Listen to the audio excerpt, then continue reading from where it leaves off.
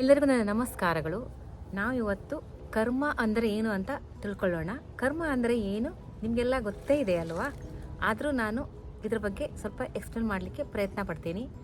ಕರ್ಮ ಅಂದರೆ ನಾವು ಮಾಡಿದ ಕೆಲಸಗಳು, ನಮ್ಮ ಉದ್ದೇಶಗಳು, ನಮ್ಮ ಆಲೋಚನೆಗಳು. ಇದರೊಳಗೆ 3 ವಿಭಾಗಗಳಿವೆ. ಅಂದರೆ ಸಂಚಿತ ಕರ್ಮ, ಪ್ರಾರಬ್ಧ ಕರ್ಮ, ಆಗಾಮಿ ಮತ್ತು ಕ್ರಿಯಮನ ಕರ್ಮ ಅಂತ. ಈಗ ನಾವು ಇದ್ರ ಬಗ್ಗೆ ಸ್ವಲ್ಪ ಅರ್ಥ ಮಾಡ್ಕೊಳ್ಳೋಣ. ಸಂಚಿತ ಅಂದರೆ ಏನು? ಸಂಚಿತ ಅಂದರೆ ಅದು ನಾವು ಸ್ಟೋರ್ ಹೌಸ್ ಅಂತ ಕರಿತೀವಿ.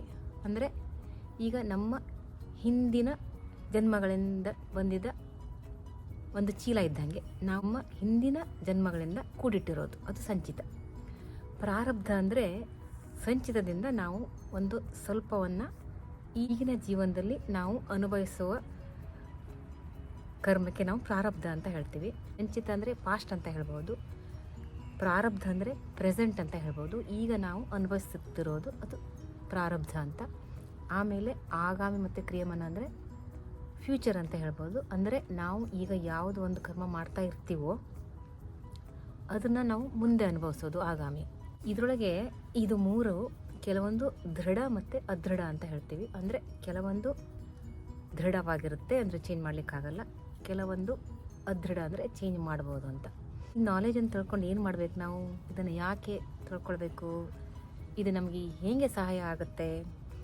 ಈಗ ನೋಡಿ, ನಾವು ನೋಡ್ತೀವಲ್ವ, ಕೆಲವೊಬ್ಬರು ಬಡತನದಲ್ಲಿ ಹುಡ್ತಾರೆ, ಕೆಲವೊಬ್ಬರು ಶ್ರೀಮಂತಿಕೆಯಲ್ಲಿ ಹುಡ್ತಾರೆ, ಕೆಲವೊಬ್ಬರು ಬೇರೆ ಬೇರೆ ತುಂಬ ಕಷ್ಟಗಳನ್ನು ಅನುಭವಿಸ್ತಾರೆ, ಕೆಲವೊಬ್ಬರು ತುಂಬ ಸುಖಗಳನ್ನು ಅನುಭವಿಸ್ತಾರೆ. ನಮಗೆ ಅದು ಯಾಕೆ ಹಾಗೆ ಅಂತ ನಮಗೆ ಅರ್ಥ ಆಗಲ್ಲ ಅಲ್ವಾ? ಧರ್ಮದ ಬಗ್ಗೆ ನಾವು ತಿಳ್ಕೊಂಡ್ರೆ ನಮಗೆ ಇದನ್ನು ಅರ್ಥ ಮಾಡ್ಕೊಳ್ಳಿಕ್ಕೆ ಸ್ವಲ್ಪ ಸಹಾಯ ಆಗುತ್ತೆ ಅಷ್ಟೆ. ಈಗ ಇದನ್ನು ನಾವು ಹೇಗೆ ಅಪ್ಲೈ ಮಾಡೋದು ಅಂತ ನೋಡೋಣ. ಈಗ ನಾವು ಹೇಗೆ ಅಪ್ಲೈ ಮಾಡೋದು ಅಂದರೆ, ಈಗ ನಾವು ಕರ್ಮ ಅಂತ ಹೇಳೋದು ಬೇಡ, ಅದ್ರ ಬದಲು ನಾವೇನು ಹೇಳೋಣ, ಎಕ್ಸ್ಪೀರಿಯನ್ಸ್ ಅಂತ ಹೇಳೋಣ. ಅಂದರೆ ಅನುಭವಿಸೋದು ಅಂತ. ಈಗ ನಾವು ಈ ಜೀವನದಲ್ಲಿ ಇದ್ದೀವಿ ಅಂದರೆ ನಾವು ಅನುಭವಿಸ್ಲಿಕ್ಕೆ ಅಂತ ಬಂದಿದ್ದೀವಿ. ಯಾವುದಾದ್ರೂ ಒಂದು ನಾವು ಅನುಭವಿಸ್ತಾನೇ ಇರ್ತೀವಿ. ಅದು ನೋವು ಆಗಿರ್ಬೋದು, ಕಷ್ಟ ಆಗಿರ್ಬೋದು, ಸುಖ ಆಗಿರ್ಬೋದು, ಆನಂದ ಆಗಿರ್ಬೋದು, ಏನೇ ಆದರೂ ನಾವು ಅನುಭವಿಸ್ತಾನೆ ಇರ್ತೀವಿ.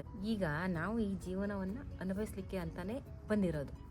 ಈಗ ನಾವು ಇದನ್ನು ಹೆಂಗೆ ಅರ್ಥ ಮಾಡ್ಕೊಳ್ಬೇಕು ಅಂದರೆ, ನಾವು ಈಗ ಪಾಸ್ಟ್ ಅಂದರೆ ಹಿಂದಿನದಂತೂ ನಾವು ಹೋಗೋಕ್ಕಾಗಲ್ಲ ಅಲ್ವಾ? ಈಗ ನಾವು ವರ್ತಮಾನ ಕಾಲದಲ್ಲಿದ್ದರೆ ನಾವು ನಮ್ಮ ಕಂಟ್ರೋಲ್ ಇದೆ ಅಲ್ವಾ? ವರ್ತಮಾನ ಈ ಕ್ಷಣ ನಮ್ಮ ಕಂಟ್ರೋಲ್ ಇದೆ. ಈಗ ನಾವು ಲಾ ಆಫ್ ಕರ್ಮ ಅಂತ ಕರಿತೀವಿ. ಲಾ ಆಫ್ ಕರ್ಮ ಅಂದರೆ ಏನು? ಲಾ ಆಫ್ ಕರ್ಮ ಅಂದರೆ ಒಂದು ಗಾದೆ ಮಾತಿದೆಯಲ್ಲ, ಮಾಡಿದ್ದುಣ್ಣೋ ಮಹಾರಾಯ ಅಂತ. ನಾವು ಯಾವ ಬೀಜ ಬಿತ್ತುತ್ತೀವೋ ನಾವು ಅದನ್ನೇ ಬೆಳೆಯಾಗಿ ಕೊಯ್ತೀವಿ ಅಂತ. ಅಂದರೆ ನಾವು ಏನು ಮಾಡ್ತೀವೋ ಅದನ್ನೇ ನಮಗೆ ಫಲವಾಗಿ ಬರುತ್ತೆ ಅಂತ. ನಮ್ಮ ಕಾರ್ಯಗಳು, ನಮ್ಮ ಕೆಲಸಗಳು, ನಮ್ಮ ಉದ್ದೇಶಗಳು, ನಾವು ಏನು ಇಂಟೆನ್ಷನ್ನು, ಯಾವ ವರ್ಕ್ ಕೆಲಸ ಮಾಡ್ತೀವೋ ಅದು ನಮಗೆ ಬರುತ್ತೆ. ಅಂದರೆ ಅದರ ಪರಿಣಾಮನೇ ನಮಗೆ ಬರುತ್ತೆ ಅಂತ.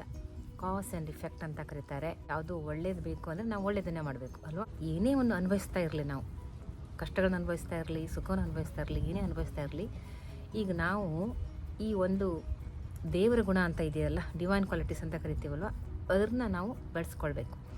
ಅಂದರೆ ಈಗ ನಾವು ಅದರಿಂದ ನಾವು ಬದುಕಿದ್ರೆ ನಮಗೆ ಒಳ್ಳೇದಾಗುತ್ತೆ. ಅಂದರೆ ನಾವು ಒಳ್ಳೇದು ಮಾಡಿದ್ರೆ ನಮಗೆ ಒಳ್ಳೇದೇ ತಿರುಗಿ ಬರುತ್ತಲ್ವ? ಅದೇ ಥರನೇ ಈಗ ನಮಗೆ ಕಷ್ಟಗಳು ಬಂದ್ರೂ ನಮ್ಮ ವಿಲ್ ಪವರ್ನ ಯೂಸ್ ಮಾಡಿ ನಾವು ಇದೆಲ್ಲ ಟೆಂಪ್ರರಿ, ಇದೆಲ್ಲ ಹೋಗುತ್ತೆ ಅಂತ ನಾವು ಏನು ಮಾಡಬೇಕು ಅಂದರೆ, ಮನಸ್ಸಿನಲ್ಲಿ ಒಳ್ಳೊಳ್ಳೆ ಆಲೋಚನೆ ಮಾಡಬೇಕು, ಪಾಸಿಟಿವ್ ಆಗಿ ಇರಬೇಕು.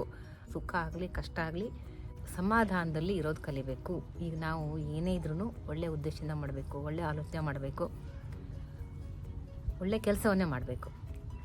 ಅದನ್ನು ಹಂಗೆ ಅಪ್ಲೈ ಮಾಡಿದ್ರೆ ನಮಗೆ ಒಳ್ಳೆಯದೇ ಆಗುತ್ತೆ. ಈಗ ನೋಡಿ, ಆಗಾಮಿ ಅಂದರೆ ಮುಂದಿನದಲ್ವಾ? ಅಂದರೆ ಭವಿಷ್ಯತ್ತಲ್ವಾ?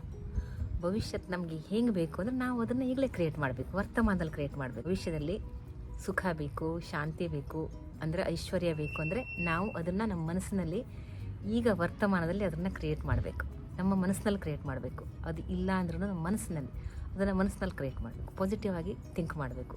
ಇದು ಹೆಂಗೆ ವರ್ಕ್ ಆಗುತ್ತೆ ಅಂದರೆ, ಈಗ ನೋಡಿ, ನಾವು ಬ್ಯಾಂಕ್ ಬ್ಯಾಲೆನ್ಸ್ ಹಂಗೆ ವರ್ಕ್ ಆಗುತ್ತೆ ಅಂತ ಹೇಳ್ತೀವಿ. ಈಗ ನಮ್ಮದು ನೆಗೆಟಿವ್ ಬ್ಯಾಲೆನ್ಸು, ಪಾಸಿಟಿವ್ ಬ್ಯಾಲೆನ್ಸ್ ಅಂತ ಇರುತ್ತಲ್ವ?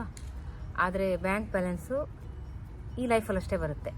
ಈ ಕರ್ಮದ ಬ್ಯಾಲೆನ್ಸು ಅದು ಮುಂದಿನ ಲೈಫಲ್ಲೂ ಬರುತ್ತೆ. ಅಂದರೆ ನಾವು ಒಳ್ಳೆ ಕೆಲಸ ಮಾಡಿದ್ರೆ, ಒಳ್ಳೆ ಆಲೋಚನೆ ಮಾಡಿದ್ರೆ, ಒಳ್ಳೆ ಮಾತನಾಡಿದ್ರೆ, ಅಂದರೆ ಒಳ್ಳೆ ಇಂಟೆನ್ಷನ್ ಇಟ್ಕೊಂಡ್ರೆ, ಉದ್ದೇಶ ಇಟ್ಕೊಂಡು ಮಾಡಿದ್ರೆ ಅದು ನಮಗೆ ಪಾಸಿಟಿವ್ ಬ್ಯಾಲೆನ್ಸ್ ಆಗುತ್ತೆ. ಇಷ್ಟೋ ತನಕ ಕೂಡಿ ಈ ಜ್ಞಾನವನ್ನು ತಿಳ್ಕೊಂಡಿದ್ದಕ್ಕೆ ತುಂಬ ಧನ್ಯವಾದಗಳು. ಎಲ್ಲರಿಗೂ ನನ್ನ ನಮಸ್ಕಾರಗಳು. ನಾವು ಮುಂದಿನ ವಿಡಿಯೋದಲ್ಲಿ ಸಿಗೋಣ.